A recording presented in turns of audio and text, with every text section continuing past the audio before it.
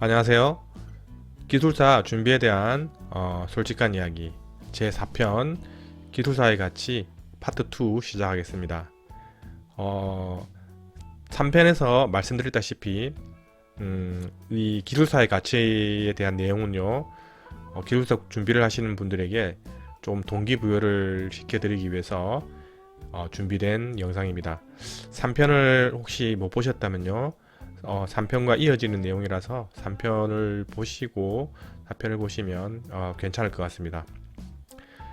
자, 3편에 이어서 4편은요, 이제 기술사의 어떤 연봉과 또 추가적인 가치에 대해서 이야기를 해볼게요.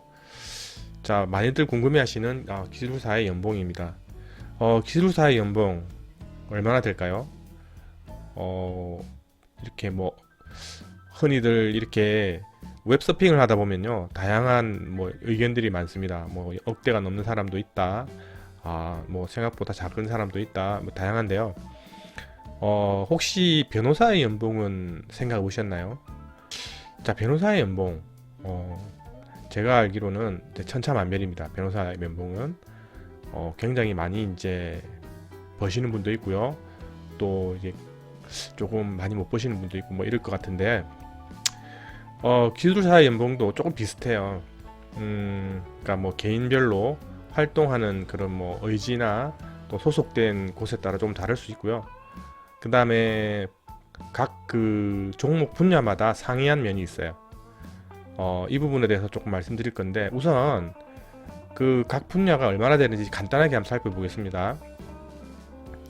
이 자료는 그 2018년, 즉 작년 9월 기준입니다. 그 기술사의 종목과 지금 현재까지 배출된 인원, 거기에 대한 자료이고요.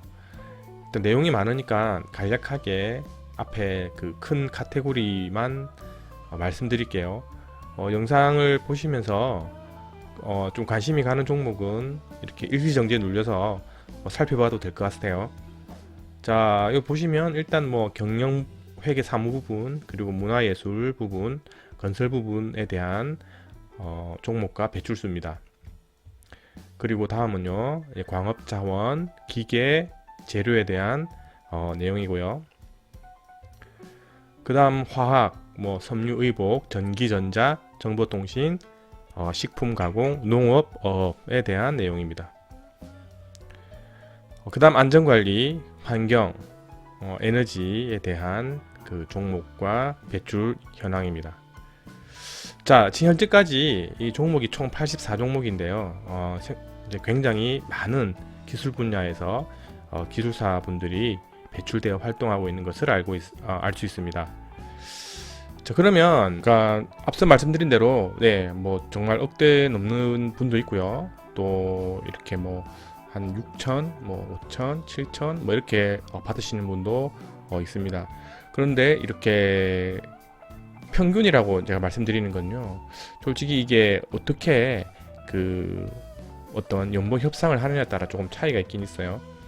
자, 그런데 이렇게 이제 조금씩 좀 종목별로 좀 차이가 나는 이유가 왜 있는지 살펴보겠습니다.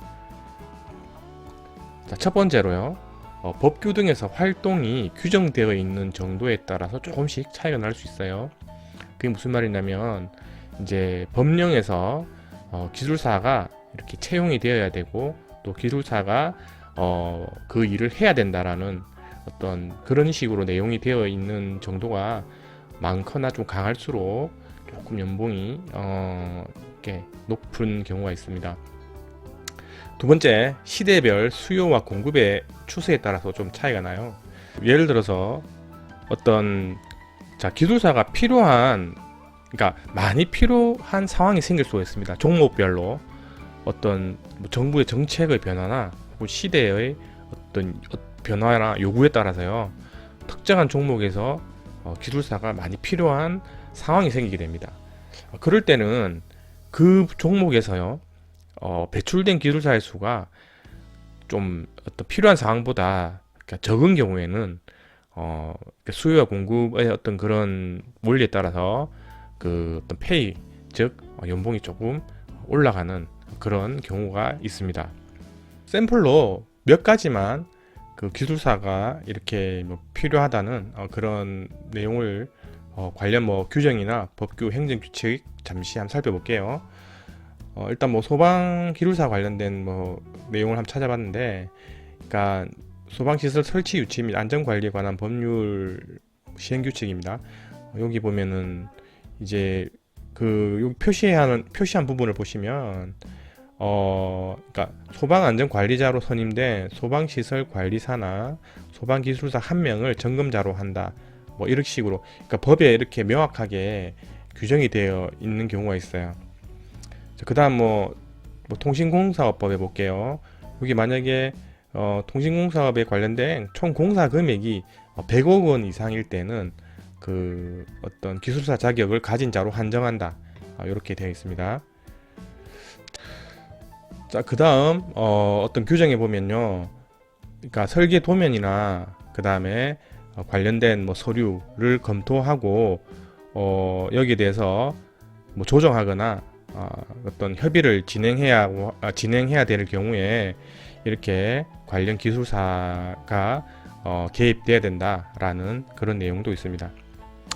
자, 그러면 이제 기술사의 수입에 대해서 알아볼게요. 연봉도 수입의 일종이지만 수입에 대해서 한번 알아보겠습니다. 자, 아까 앞서 이렇게 살펴본 연봉이 있고요. 자, 그 다음에 플러스 알파가 있습니다. 대외 활동인데요. 그 3편에서 말씀드렸다시피 이제 플러스 알파는 그 흔히 말하는 뭐 아르바이트, 뭐 대외 활동 이런 부분인데요. 이런 부분과 연봉이 이제 합쳐지면 이제 기술사의 수입이라고 볼 수 있습니다. 자, 요 대외 활동은 그 전문직적인 그런 요소입니다. 즉 어떤 그 요청에 의해서 그러니까 컨설턴트나 혹은 뭐 자문, 그 다음에 기술에 대한 검토 등을 이렇게 대외 활동을 할 수 있거든요. 이러한 부분이 전문직적인 요소로 말씀드릴 수 있습니다. 자, 이 대외 활동은 굉장한 어떤 성취감과 어떤 자존감을 향상시키는 그런 요소로도 작용을 한다고 생각합니다. 왜냐하면 그 본인이 보유한 어떤 지식이나 기술이 금전적 가치로 이렇게 환산이 될 수 있어요. 물론 그 직장에 소속되어 있는 직장인들은요, 자신의 시간, 그다음에 지식, 기술을 그러니까 회사에 제공을 하고 또 거기에 대한 그 보상이나 대가를 받습니다. 금전적으로요. 하지만 지금 여기서 말씀드리는 그 지식이나 기술이 금전적 가치로 환산된다는 내용은요, 조금 이제 특화된 부분입니다. 즉 공공기관이나 정부기관에서 어떤 그 프로젝트나 그 다음에 사업을 진행하는 경우에 거기에 대해서 외부 전문가의 이제 기술적인 자문이나 그 다음에 검토를 받는 경우가 있습니다. 그런 부분을 이렇게 기술사가 참여를 해서 자신의 어떤 의견이나 그 다음에 경험이나 지식에 견주어서 관련된 그 결과물을 제출을 하면 이제 수당이 나오게 되죠. 그런 이제 금전적 가치가 나오게 되는데요. 이제 굉장히 그런 부분에서 좀 성취감이 높아진다고 할 수 있습니다. 물론 뭐 이렇게 굉장히 그런 기회가 많이 있어요. 쪽 정부기가 아니더라도요. 다양한 분야를 찾아보면 기술사가 참여할 수 있는 그런 유리한 면이 많이 있다는 거죠. 자, 그러면 간단한 그 예시를 한번 들어볼게요. 물론 이제 제가 가지고 있는 자료를 이렇게 첨부를 해도 되지만 그냥 구글에서 한번 검색해 봤거든요. 그러니까 구글에서도 이렇게 쉽게 많은 부분이 검색이 되더라고요. 자, 이 그 모집 요강을 한번 볼게요. 이게 뭐냐면요, 그 어떤 평가위원을 모집하는 그런 공문입니다. 여기 내용을 보면 여기 이제 자격 조건만 제가 한번 추려봤거든요. 자, 요 표시된 부분 보시면 해당 분야 1년 이상 근무 경력을 가진 기술사 또는 박사 학위 소지자라고 되어 있습니다. 즉 이제 기술사를 가지고 있으면 이 평가위원회 신청할 자격이 된다는 거죠. 그 다음에 두 번째도 보면은 요것도 뭐 내나 이제 평가위원입니다. 평가위원이고요. 뭐 모집 분야는 뭐 디자인, 경관, 그 그 다음에 뭐 문화예술 분야 있는데, 자 여기도 보면 자 밑에 보시면요, 1년 이상 근무 경력을 가진 기술사 또는 박사 학위 소지자라고 되어 있습니다. 물론 앞에 다른 뭐 참여 자격도 있지만 지금 쭉 보여드리는 공통적인 부분은 기술사는 계속 이렇게 공통적으로 참여할 수 있는 자격이 그러니까 그 문이 넓다는 거죠. 자, 요 다음 자료는요, 이제 뭐 제18회 소래포구 축제 제안서 평가위원에 대한 모집 안내인데요. 자, 여기도 보시면 1년 이상 근무 경력을 가진 기술사 또는 박사학위 소지자라고 되어 있어요. 자, 그 다음에 외래 강사 등록 분야입니다. 이렇게 강사 활동도 할 수 있는데요. 자, 여기서도 보면 이제 관련 분야 실무 경력 10년 이상 기술사. 지금 여기서는 조금 10년 이상이라고 이렇게 약간 좀 경력을 많이 요구를 하고 있는데, 근데 강사 분야에 있어서도요, 이렇게 뭐 경력을 원하지 않고 그냥 기술사만 소지하고 있어도 되는 그런 조건이 많이 찾아보면 있습니다. 자, 그러면 왜 이런 활동을 좀 많이 하셔야 되냐면, 이게 이제 스펙 쌓기예요. 뭐냐면 자, 지금 제가 우리가 이제 선거철이 되면은 후보들이 이렇게 명함을 나눠주잖아요. 그 명함 뒷면을 보면요, 다양한 그 양력과 경력이 적혀 있습니다. 지금 요 실제 이제 명함의 뒷면인데, 조금 이제 정보 보호를 위해서 좀 중요한 부분을 다 가렸습니다. 어쨌든 뭐 이런 명함을 받아보신 경험이 있으리라 생각합니다.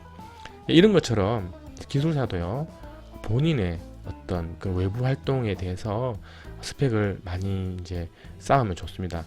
왜 그러냐면요, 자, 이 스펙을 이제 쌓게 되면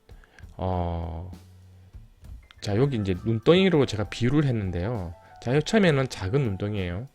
자, 근데 이게 눈덩이가 이 경사면, 즉 눈 높인 어떤 산의 경사면이라고 가정했을 때, 이 눈덩이가 이렇게 떼굴떼굴 굴러가면 지금 여기 이 눈덩이에 있는 그 어떤 부피 또 이 어떤 크기 때문에 점점점 커지는 거죠. 점점점 커져서 굉장히 커지게 됩니다.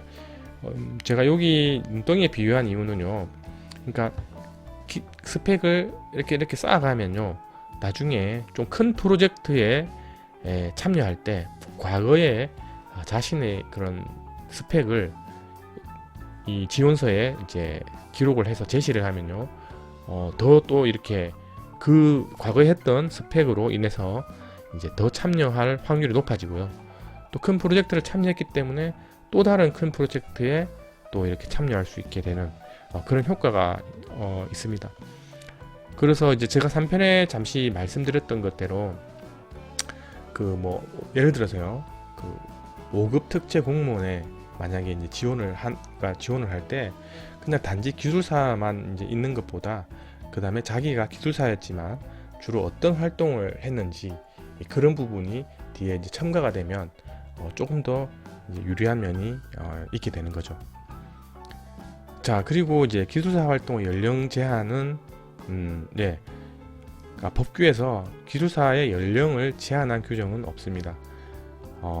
다만 간혹 그 발주청의 어떤 담당자가 조금 이렇게 PQ를 하거나 혹은 이제 기술사의 참여에 대해서 조금 연령을, 그러니까 조금 뭐 젊은 사람을 했으면 좋겠다라고 하는 경우가 간혹 있습니다.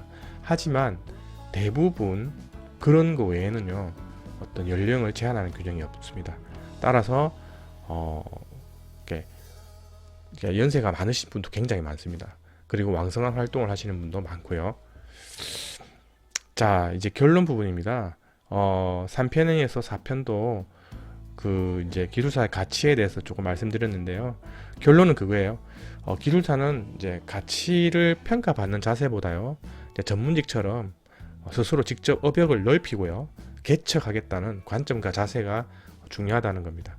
물론 그런 관점과 자세를 가지면 그러니까 자연스럽게 그렇게 이제 업역이 넓어지고요, 또 스스로의 가치가 굉장히 높아지게 되는 걸 느낄 수 있을 겁니다.